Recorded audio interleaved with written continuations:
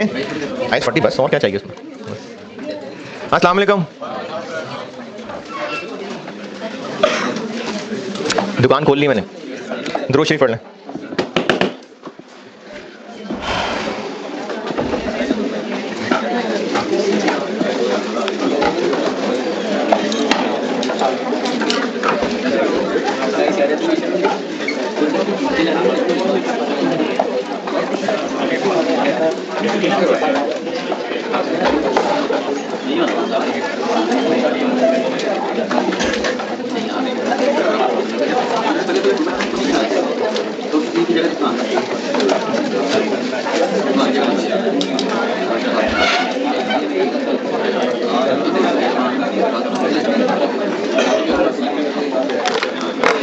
IS 40 बस, IS 20। अच्छा, IS 40 के हवाले से ना एक सवाल कभी कभार को बच्चे पूछ लेते हैं, तो अगर तो आपको सवाल समझ ना आया और जाहिर है जवाब भी समझ नहीं आएगा तो इग्नोर करना, इसके बगैर भी IS 40 हो जाएगा। समझ आ गया सवाल और जवाब समझ आ गया तो ठीक है, वरना इसकी बिल्कुल टेंशन नहीं लेना, इग्नोर कर देना। IS 40 के पहले लेक्चर में, IS 40 का पहला लेक्चर खोले। अभी मैं आपको ना IS 40 के हवाले से एक बात बता रहा हूं, अगर ये बात समझ ना आई तो कोई मसला नहीं है, पहले कौन सी सारी बातें समझ आ जाती हैं। एग्जाम्पल्स लिखवाई थी मैंने जो इन्वेस्टमेंट प्रॉपर्टी है और जो नहीं है।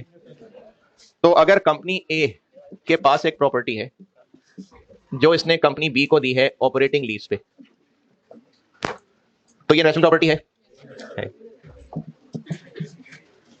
कंपनी ए के पास एक प्रॉपर्टी है जो उसने कंपनी बी को फाइनेंस लीज पे दी है, ये इन्वेस्टमेंट प्रॉपर्टी है? नहीं। ये उन एग्जांपल्स में थी जो इन्वेस्टमेंट प्रॉपर्टी होती हैं और ये उन एग्जांपल्स में लिखवाई थी जो इन्वेस्टमेंट प्रॉपर्टी नहीं होती हैं। इस पे कोई इख्तलाफ तदाद परेशानी नहीं होती बच्चों को। FAR 2 में पढ़ेंगे जाके। अभी सिर्फ एक बात समझाने के लिए इतना सा बता रहा हूं कि अगर ये फाइनेंस लीज पे दे देगा ना इसको, तो ये प्रॉपर्टी इसकी बुक्स में से ही निकल जाएगी। ये FAR 2 में है। अगर कोई एसेट दूसरे को फाइनेंस लीज पे दे दिया तो ये इसकी बुक्स में से ही निकल जाएगा। तो जब बुक्स में ही नहीं रहेगा तो फिर कौन सी इन्वेस्टमेंट प्रॉपर्टी? FAR 2 है ये। जब कोई प्रॉपर्टी किसी को फाइनेंस लीज पे दे देगा तो ये जो ओनर है ये ओनर, लेकिन ये प्रॉपर्टी इसकी बुक्स में से गायब हो जाएगी। इसका रीजन FAR 2 में, IFRS 16 में आएगा। यहां तक तो खैर मसला नहीं है, लेकिन मसला बना या बन सकता है किसी स्टूडेंट को जो जरा सा सोचे। इससे अगले लेक्चर में या शायद पता नहीं इसी लेक्चर में मैंने दो कुछ डिटेल बातें की थी, जिनमें एक बात ये थी कि अगर प्रॉपर्टी दोनों यूज कर रहे हैं, एक बिल्डिंग कंपनी ए के पास है जिसका एक फ्लोर और दूसरा फ्लोर ये दिया हुआ है ऑपरेटिंग लीज पे, और ये ओनर ऑक्युपाइड है, तो ये पोर्शन जो ऑपरेटिंग लीज पे दिया हुआ है, क्या इस पोर्शन को अलग से IS 40 में रखें या पूरी बिल्डिंग को PPE कहें? ये सवाल था। तो इस सवाल का जवाब क्या है? अगर ये पोर्शन अलग, क्या पढ़ें दोबारा, अगर अलग ये बेचा जा सकता है या फाइनेंस लीज पे दिया जा सकता है तो फिर ये इन्वेस्टमेंट प्रॉपर्टी। ये क्या बात हो गई? मसला दोबारा सुने। अगर ये पोर्शन ऑपरेटिंग लीज पे दिया हुआ है तो ये इन्वेस्टमेंट प्रॉपर्टी है या नहीं, इस बात का फैसला ऐसे होगा कि क्या ये पोर्शन अलग करके बेचा या फाइनेंस लीज पे दिया जा सकता है या नहीं। अगर दिया जा सकता है तो इस पोर्शन को इन्वेस्टमेंट प्रॉपर्टी कहेंगे। तो यहां मैं कह रहा था इन्वेस्टमेंट प्रॉपर्टी नहीं है, और नहीं दिया जा सकता तो है।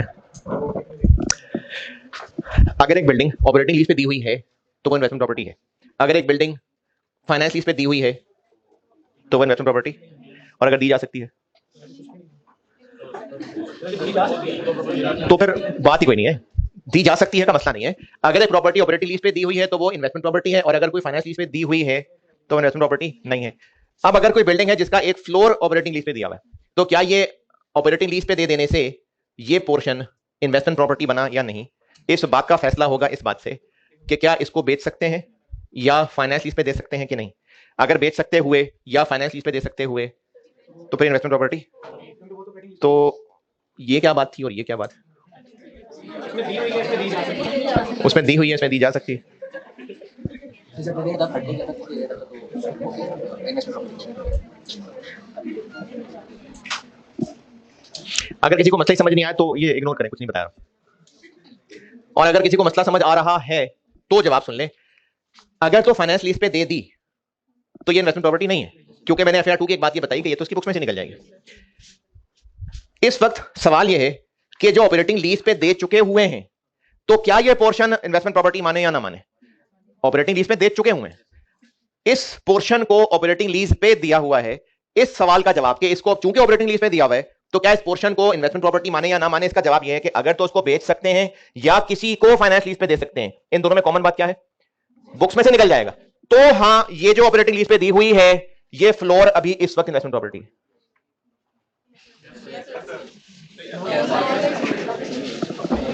चले, जिनको लग रहा है कि इसमें बताने वाली बात क्या थी तो उनके लिए भी कुछ नहीं है। ये कभी कभार बच्चे हर सेशन में पूछ लिया करते हैं तो इसलिए मैंने ये बात समझाई है। IAS 40 बस इतना ही था। इसमें डिस्क्लोजर्स अभी बताने हैं, इनफैक्ट सारे IAS में डिस्क्लोजर बताने, वो मैं आपको IAS 20 पूरा करा लूं बस, तो फिर इन पांचों को कंबाइन सवाल कराता हूं। IAS 20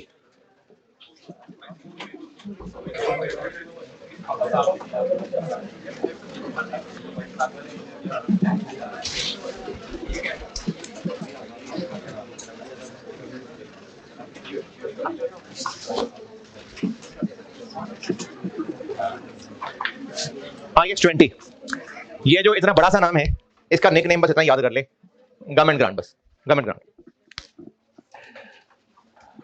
ये इंपॉर्टेंट है एग्जाम पॉइंट ऑफ व्यू से। इस पे सेपरेट सवाल भी आ जाया करता है, शॉर्ट क्वेश्चन, जो थ्योरेटिकल भी हो सकता है, न्यूमेरिकल भी हो सकता है। इस पे सेपरेट शॉर्ट क्वेश्चन भी आ जाता है, इस लिहाज से ये इंपॉर्टेंट है ये लेवल 1, यानी अगर सेपरेट सवाल आया तो 6-7 नंबर का, अदरवाइज जो आखिरी ग्रिड पढ़ा रहा हूं उसका एक कंबाइंड सवाल तो आ ही सकता है।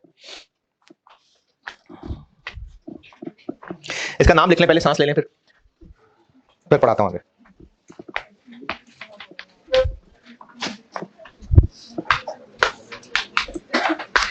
और ये बात आपसे ना एमसीक्यू में टेस्ट हो सकती है।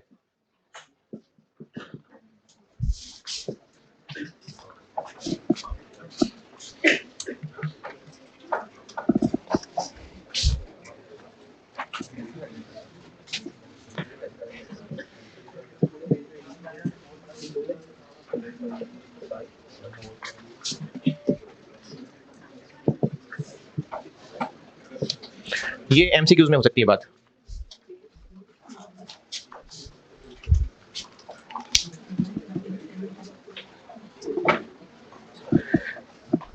जो गवर्नमेंट कुछ कंपनीज को किसी भी मसले से रिलेटेड अगर टैक्स में बेनिफिट दे रहे हैं, टैक्स क्रेडिट पढ़ा है कभी? तो वो जो टैक्स से रिलेटेड गवर्नमेंट की तरफ से कुछ टैक्स बेनिफिट्स, वो जो टैक्स में गवर्नमेंट की तरफ से कुछ बेनिफिट्स होते हैं, कुछ छूट मिलती है, वो IAS 20 में नहीं होती बात।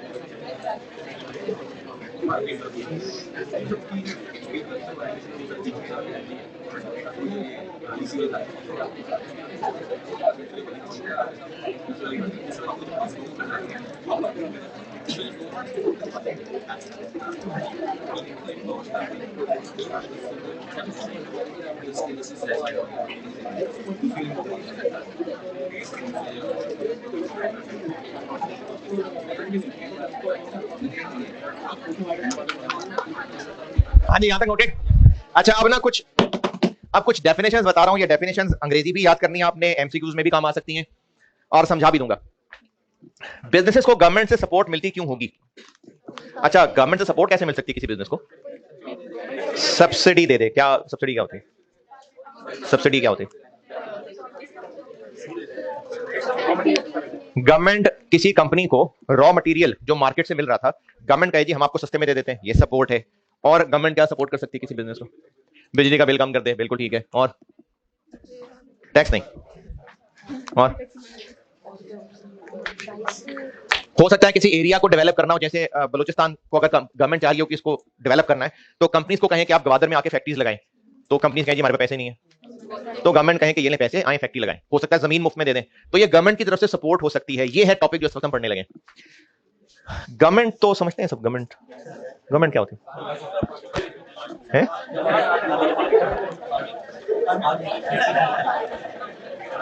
अच्छा, अगर ये जुमला बोला जाए कि ये जो 18 दिसंबर से स्कूलों के अंदर छुट्टियां गवर्नमेंट ने अनाउंस कर दी, तो गवर्नमेंट कौन है? हाँ जी, गवर्नमेंट नहीं। क्या किसने क्या? वज़ीर आज़म ने अनाउंस किया होगा। कौन? देखें, गवर्नमेंट की ना पूरी मशीनरी है। गवर्नमेंट एक तो टॉप गवर्नमेंट है जिसको हम समझते हैं फेडरल गवर्नमेंट है, उसके अलावा उसकी पूरी मशीनरी है, मुख्तलिफ डिपार्टमेंट्स हैं, मुख्तलिफ मिनिस्ट्रीज हैं। तो एजुकेशन से रिलेटेड जो डिपार्टमेंट होगा उन्होंने हुक्म दिया होगा, तो हमारी नजर में वो गवर्नमेंट ही है। इसी तरह अगर ये अनाउंस हो के गवर्नमेंट ने ऐलान किया है कि अब बाइकर जो है वो बगैर हेलमेट के नहीं नजर आए, तो ये गवर्नमेंट कौन? वज़ीर आज़म ने ऐलान किया। तो गवर्नमेंट का मतलब गवर्नमेंट या गवर्नमेंट के इदारे, है ना? तो अब उस गवर्नमेंट की तरफ से अगर किसी बिजनेस को मिल रही है कोई मेहरबानी, तो उसको कहते हैं गवर्नमेंट असिस्टेंस। अंग्रेजी लिखें इसमें, गवर्नमेंट असिस्टेंस में लिखवा रहा हूं अंग्रेजी को। 5-6 डेफिनेशन बताने लगा हूं। ये डेफिनेशन जब मैं कल इनकी न्यूमेरिकल प्रैक्टिस कराऊंगा ना, तो फिर ये और बेहतर होगा। अभी जिस हद तक समझा सकता हूं वो समझा देता हूं। कुछ डेफिनेशंस लिख लें, ये याद भी करनी है, कॉन्सेप्चुअली भी इंपॉर्टेंट है समझने के लिए। तो एग्जाम प्रैक्टिस जब आएगी तो इनकी और प्रैक्टिस हो जाएगी। एक डेफिनेशन बता रहा हूं, गवर्नमेंट असिस्टेंस, इसमें लिखिए अंग्रेजी।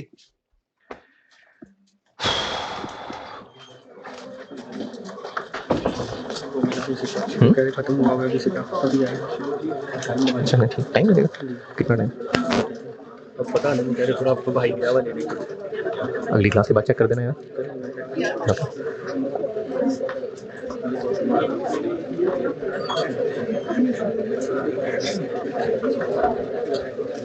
गवर्नमेंट असिस्टेंस बता रहा हूं।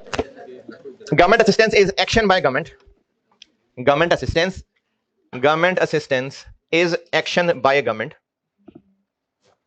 यानी गवर्नमेंट की कोई हरकत designed to provide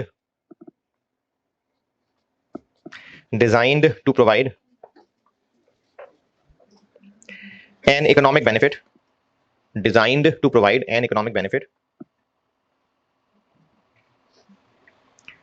specific, ये कीमती वर्ड है, स्पेसिफिक। हाईलाइट कर लें इसको, सर्कल लगा लें, स्टार बना लें, डब्बे में रख लें। specific to an entity or range of entities,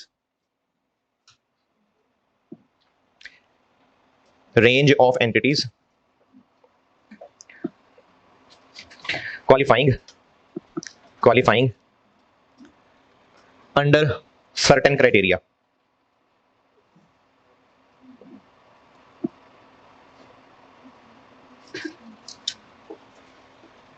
यहां तक की अंग्रेजी पढ़ें दोबारा। यानी गवर्नमेंट की तरफ से वो असिस्टेंस है जो स्पेसिफिकली किसी कंपनी या ग्रुप ऑफ कंपनीज को मिल रही है, लेकिन उन कंपनीज में खास बात क्या है कि कोई क्राइटेरिया रखा होगा गवर्नमेंट ने, तो अगर वो क्राइटेरिया पूरा हो जाए तो। अच्छा, इसी में मेन डेफिनेशन चाहिए इसी में बहरहाल अगला एक और पैराग्राफ लिखें, गवर्नमेंट असिस्टेंस की डेफिनेशन यही है, लेकिन इसी में अगला पैराग्राफ लिखें, government assistance does not include. अच्छा तो खैर मैंने अंग्रेजी बोली दी है, मैं क्या पूछूं आपसे, लेकिन चलें फिर भी, अगर सड़क बनवा दें किसी इलाके में, किसी फैक्ट्री एरिया में सड़क बनवा दें, तो वो भी गवर्नमेंट असिस्टेंस होगी, क्यों? लेकिन सड़क से फायदा तो है, सड़क से फायदा क्या होगा?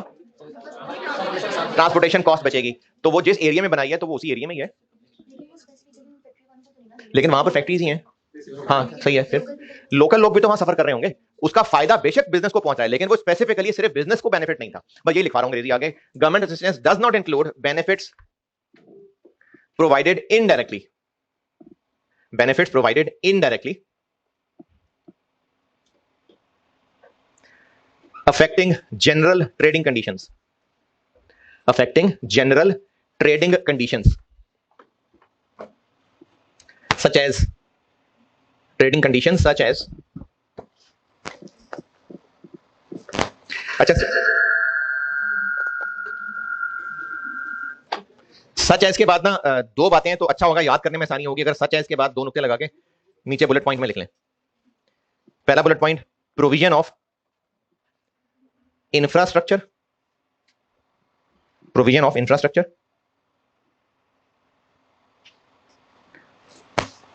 और दूसरा बुलेट पॉइंट, मैंने वो जो भी सड़कों की मिसाल दी थी, ये पहला बुलेट पॉइंट तो सड़कें आ गई, दूसरा पॉइंट इंपोजिशन, इंपोजिशन इंपोज करना होता है ना, imposition of trading constraints, imposition of trading constraints on competitors, on competitors। इसकी मिसाल ऐसे है कि अगर गवर्नमेंट ने किसी सियासी बंदे पे कोई केस वेस बना के उसके बिजनेसेस बंद कर दिए, तो उससे फायदा कंपैरेटर्स को होगा ना, तो कंपैरेटर्स को ये गवर्नमेंट असिस्टेंस हो गई? नहीं, ये मतलब है इस बुलेट पॉइंट का कि अगर कंपैरेटर्स को फायदा हो गया कोई, तो वो नहीं है गवर्नमेंट असिस्टेंस। गवर्नमेंट असिस्टेंस की सारी अंग्रेजी दोबारा पढ़ लें, अगर इसको समझने में कोई मुश्किल है तो पूछें।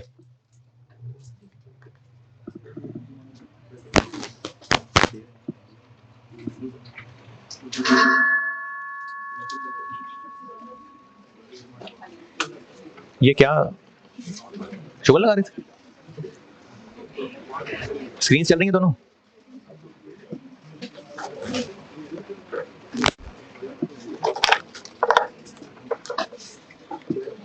हाँ जी, किसी को अंग्रेजी में कोई मसला नहीं हुआ। अगली डेफिनेशंस में ना ये शाखें काम आएंगी, पहले शाखें बना ले फिर अगली डेफिनेशन बताता हूं।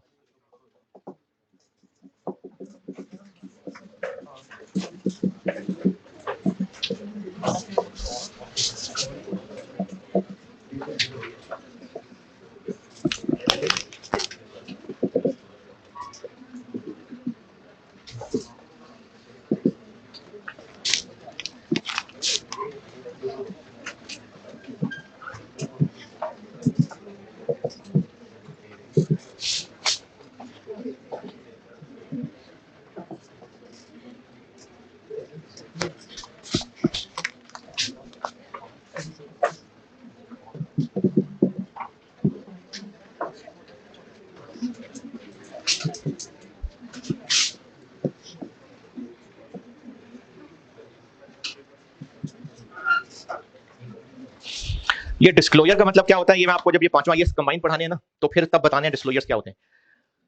अब से ऑनवर्ड जो हम गवर्नमेंट असिस्टेंस को और तोड़ने लगा हूं, गवर्नमेंट असिस्टेंस या तो गवर्नमेंट ग्रांट होती है या इसके अलावा बाकी को मैं अदर असिस्टेंस कह देता हूं। इसको सिर्फ डिस्क्लोज करना होता है। डिस्क्लोज करने का मतलब क्या होता है, अभी आपको नहीं पता डिस्क्लोजर क्या है, लेकिन सिर्फ इतना समझ लें कि अकाउंटिंग नहीं है इसकी। और गवर्नमेंट ग्रांट जो कि या तो ग्रांट रिलेटेड टू एसेट होती है या ग्रांट रिलेटेड टू इनकम होती है, इनकी होती है कोई ना कोई अकाउंटिंग है। देखिए जिस चीज की अकाउंटिंग हो रही है ना, उसके भी डिस्क्लोजर हो सकते हैं, लेकिन इसके सिर्फ डिस्क्लोजर। डिस्क्लोजर क्या होते हैं वो पढ़ाने।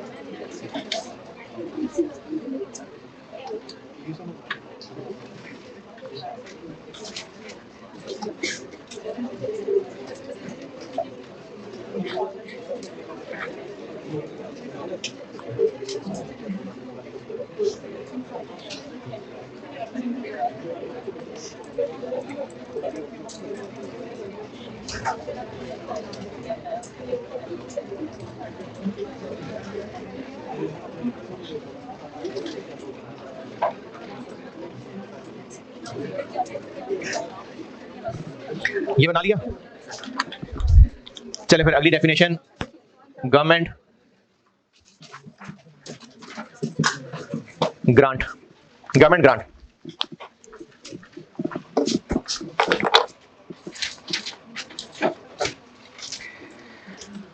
इसमें लिखें अंग्रेजी।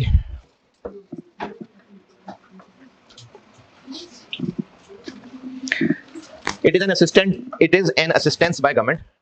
It is an assistance by government, यानी गवर्नमेंट ग्रांट वो गवर्नमेंट असिस्टेंस है। गवर्नमेंट असिस्टेंस है ये गवर्नमेंट ग्रांट, ये वो गवर्नमेंट असिस्टेंस है। It is an assistance by government in the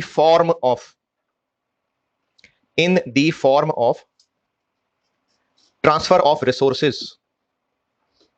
transfer of resources. Resources क्या होते हैं? वसाइल। वसाइल क्या होते हैं? रिसोर्सेज जिसको यूज कर सकते हैं, इसका बेनिफिट ले सकते हैं। इन अदर वर्ड जो एसेट्स होते हैं। Transfer of resources to an entity. Transfer of resources to an entity in return for, यानी के बदले में, इन रिटर्न फॉर पास्ट और future, in return for past और future compliance with certain conditions, compliance with certain conditions relating to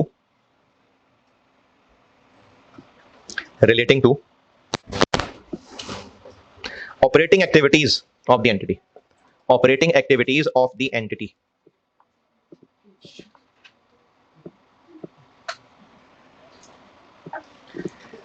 यानी अगर government की assistance इस शक्ल में है कि वो कोई रिसोर्सेज बिजनेस को दे रही है।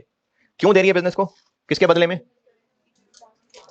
या तो कंपनी ने गवर्नमेंट की तरफ से दी हुई कुछ कंडीशंस पूरी कर ली थी पास्ट, या फिर फ्यूचर में करेंगे, तो उसके बदले में गवर्नमेंट की तरफ से ये रिसोर्सेज मिल रहे हैं। तो ये है गवर्नमेंट ग्रांट। अच्छा, हेडिंग यही है, डेफिनेशन भी बता दी। इससे नीचे लिखें, यानी इसी में चल रही है बात। गवर्नमेंट ग्रांट एक्सक्लूड्स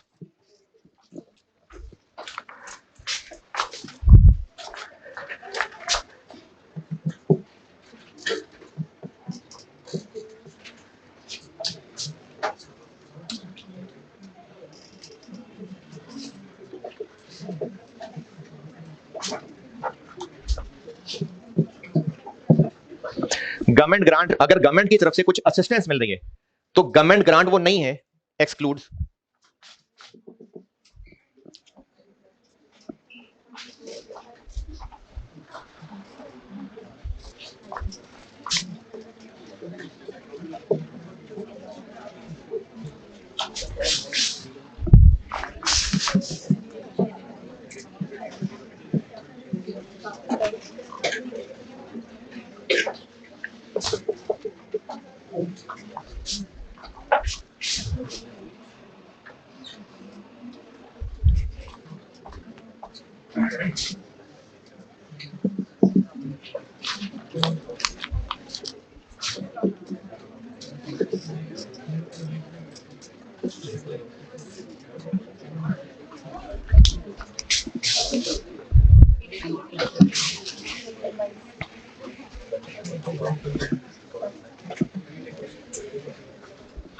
हो सकता है गवर्नमेंट ने कोई इदारा बनाया हो कि आपको एग्रीकल्चर से रिलेटेड अगर कोई मशवरे चाहिए तो वो गवर्नमेंट का इदारा है, वो आपको फ्री मशवरे देगा।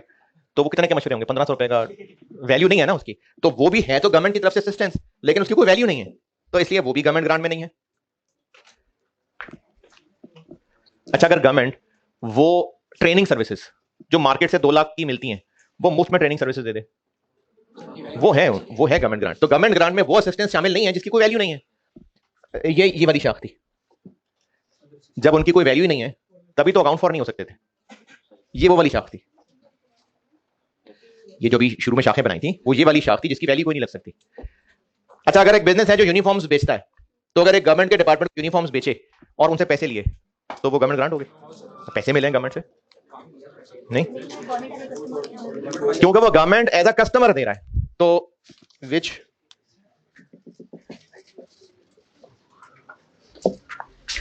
नॉर्मल, अच्छा चलिए फिर जबानी बता देता हूं। विच रिप्रेजेंट, दूसरी बात बता रहा हूं, represent normal trading transactions of the entity. Normal trading transactions of the entity.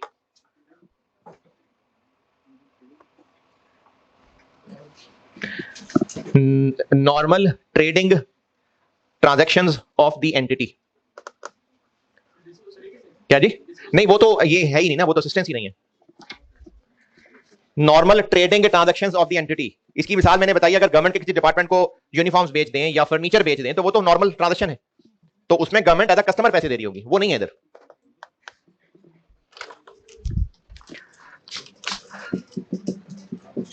Grant related to assets. Grant related to assets.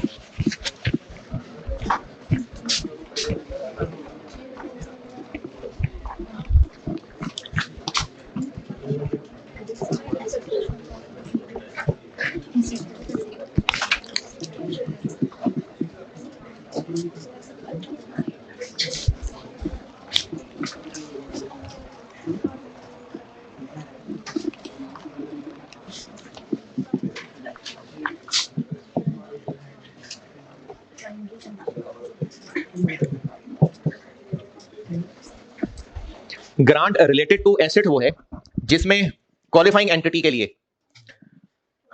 Qualifying entity कौन सी होगी जिसको बनने में टाइम लगता है? जो इस ग्रांट का क्राइटेरिया पूरा कर रही है, उस एंटिटी को ग्रांट मिल रही है और उस ग्रांट की प्राइमरी शर्त यह है कि एंटिटी शुड परचेज। चलिए यहां तक लिखें, बताता हूं दबानी।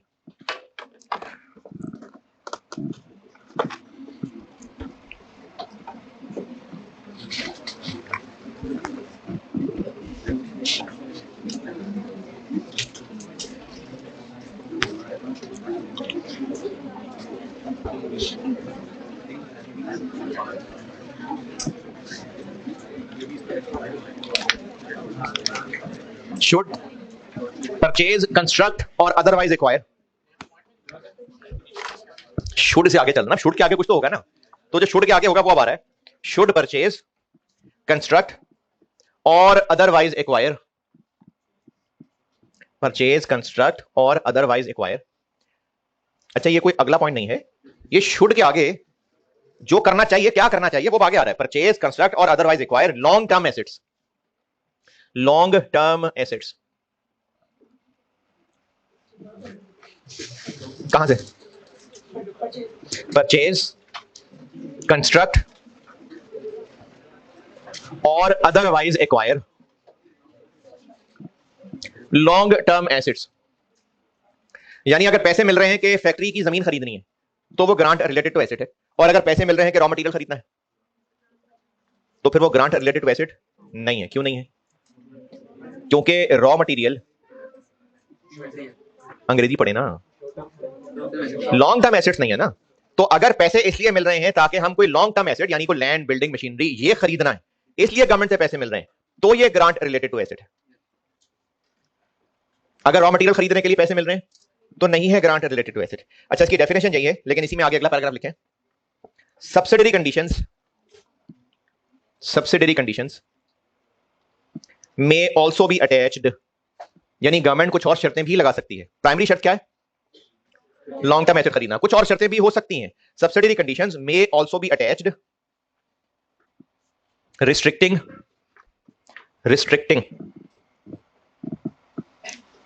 द टाइप और location of asset, the type और लोकेशन ऑफ एसेट, यानी ये शर्त भी साथ ऐड हो सकती है, टाइप और लोकेशन ऑफ एसेट। और ये बात हो रही है कि गवर्नमेंट कुछ और शर्तें भी ऐड कर सकती है, तो ये वो और शर्तें चल रही हैं, टाइप और लोकेशन ऑफ एसेट और द पीरियड्स ड्यूरिंग विच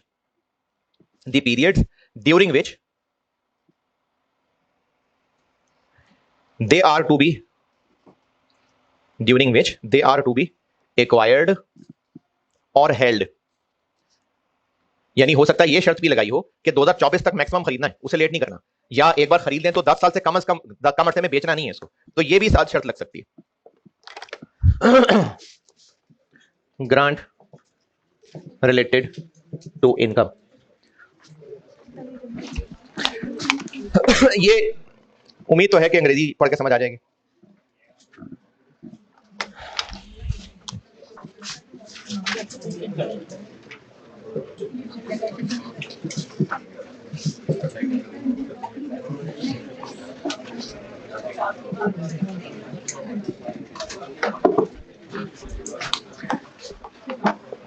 ये होती है ग्रांट रिलेटेड टू इनकम। क्या होती है? जो ग्रांट रिलेटेड टू एसेट नहीं होती। और ग्रांट रिलेटेड टू एसेट क्या होती है? जो ग्रांट रिलेटेड टू इनकम नहीं होती।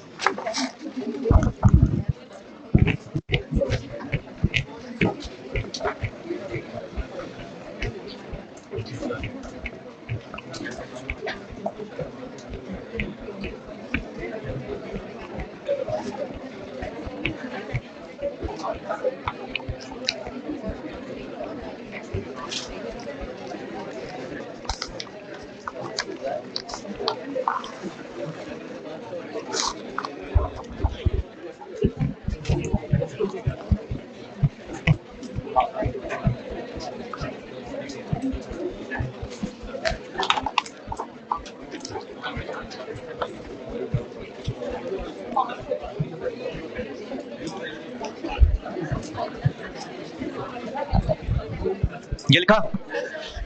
अगली definition, forgivable loan. loans for which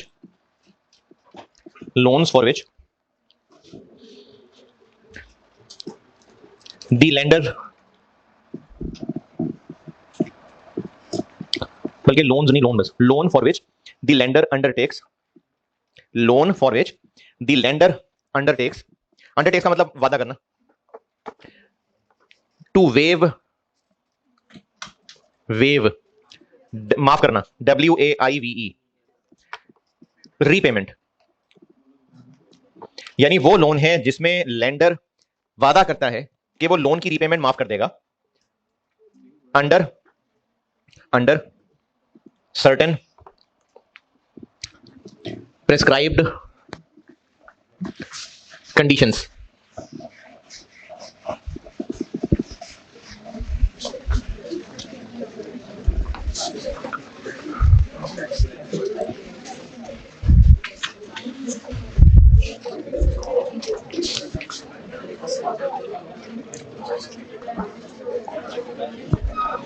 recognition,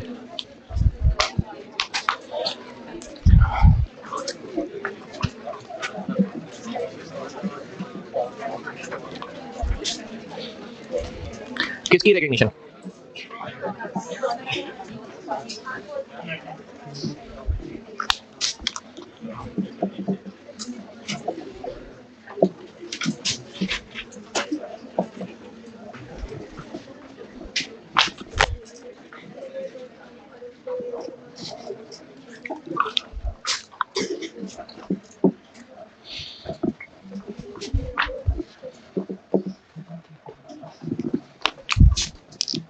ये अंग्रेजी भी करनी है याद। ये रीजनेबल एश्योरेंस का वर्ड भी इंपॉर्टेंट है। ये एमसीक्यूज में हो सकता है पूछा जाए कि government grant shall be recognized when there is option a reasonable assurance, moderate assurance, absolute assurance. तो रीजनेबल एश्योरेंस।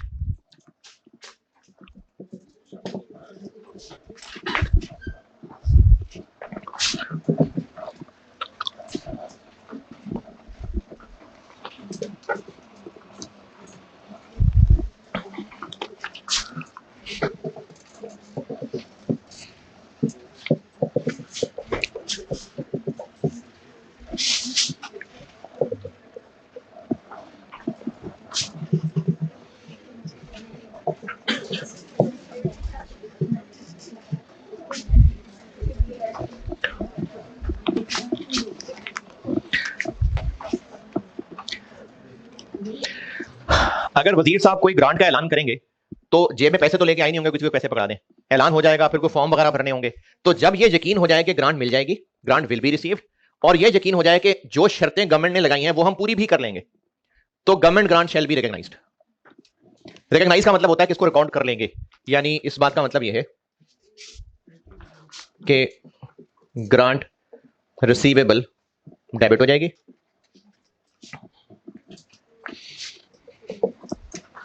और क्रेडिट क्या हो जाएगा?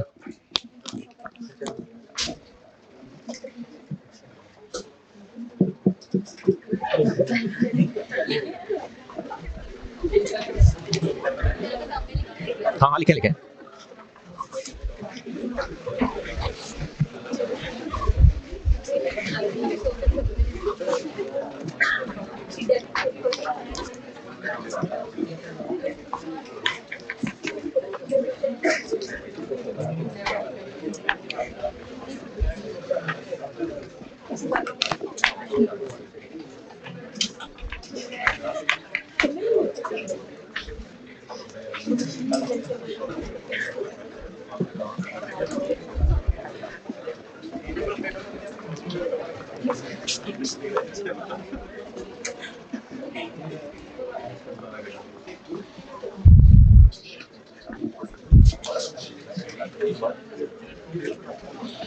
अच्छा, फॉरगिवेबल लोन अगर यहां तक लिख लेंगे रेडी।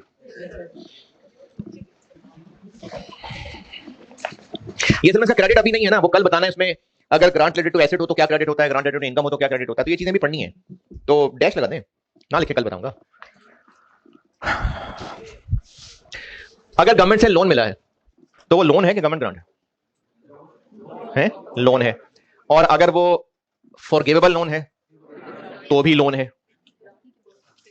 तो लोन ही, लेकिन हम इस लोन को गवर्नमेंट ग्रांट मान लेंगे।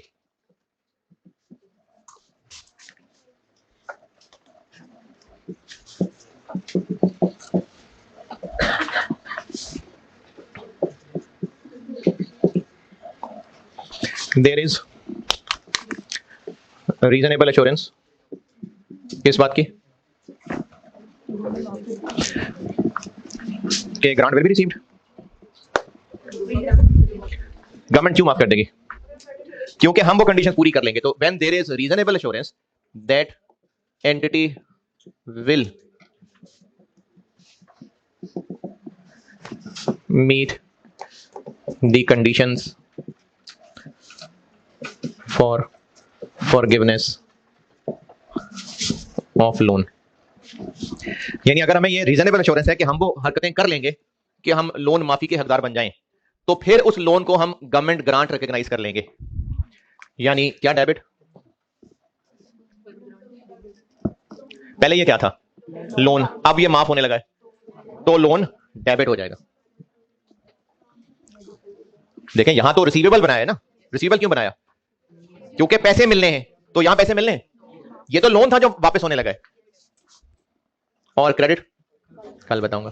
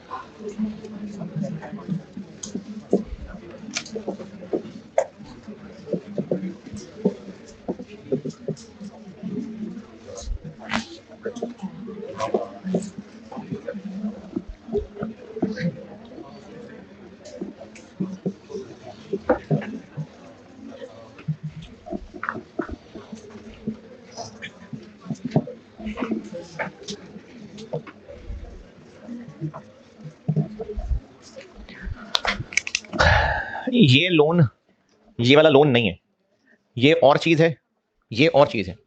अगर गवर्नमेंट से हमें लोन मिले और उस पर इंटरेस्ट रेट मार्केट रेट से कम हो, तो ये भी तो गवर्नमेंट की तरफ से सपोर्ट ही है। तो ये वाला नहीं है, ये और है, ये और है। ये तो है कि अगर गवर्नमेंट ने लोन दिया था और कहा था माफ कर देंगे, ये और लोन, ये और पॉइंट है। ये देखें, ये क्या है 2, ये तो अलग हुआ ना। तो ये अलग चीज है, ये अलग चीज है। अगर गवर्नमेंट से लोन मिला हुआ है और वो मार्केट रेट से कम इंटरेस्ट पे है, तो ये है ही गवर्नमेंट ग्रांट कहीं ना कहीं।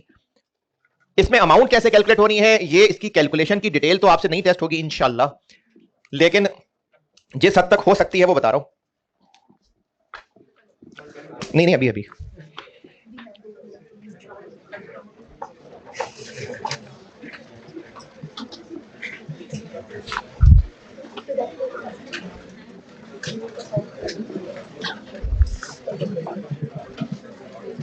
अच्छा, ये मैं वैल्यूज मिसाल के लिए ले रहा हूं, बगैर वैल्यू के बताऊंगा तो मुश्किल होगा, मिसाल ले रहा हूं।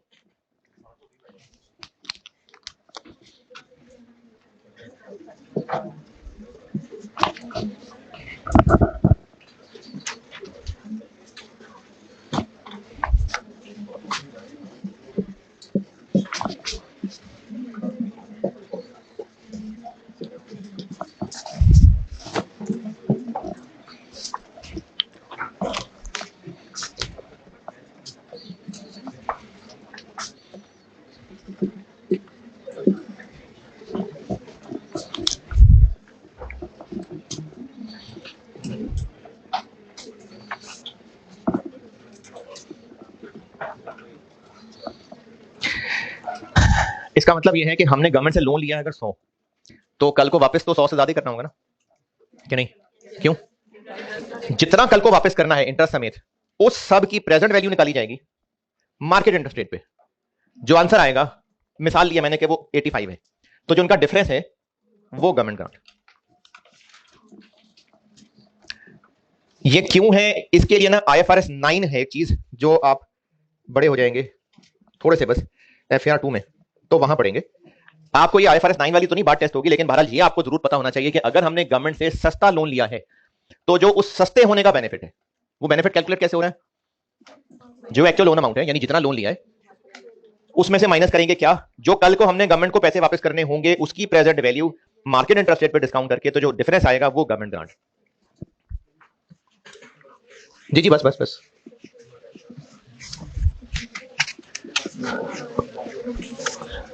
इसी से आगे चल रहा हूं। हाँ, तो पॉइंट 3 बस ना, खत्म, आखिरी पॉइंट 3 है।